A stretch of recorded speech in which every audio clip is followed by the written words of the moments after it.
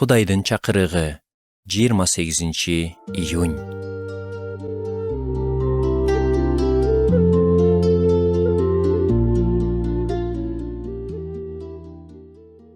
Биз чоңдор балдардан көп сабак ала алабыз.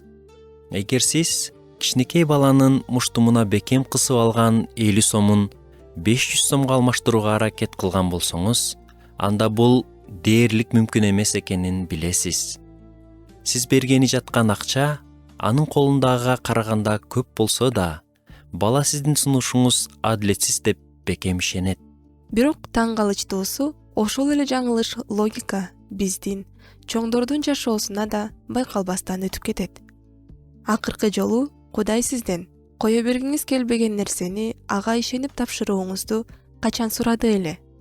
Балким бул кимдир бирөө менен болгон мамилелер, телефонго болгон көз карандылык же финансы жагынан ийгилик болушу мүмкүн. Алар биздин бурканыбызга айланып, биз өзүбүздүн баягы 50 сомубузга болгон күчүбүз менен жабышып калабыз. Байыркы убакта Кудайдын эли да кол менен кармоого боло турган буркандарга сыйынып, жалгыз чыныгы Кудайга эмес, өздөрүнө түшүнүктүү болгон нерселерге ишенишкен. Бул ой 1-Жылнама китебинде чагылдырылган. Анткени элдердин бардык кудайлары эч нерсе, ал эми Теңир асмандарды жараткан. Анын алдында даңк жана улуулук, анын ыйык жайында күч жана кубаныч бар.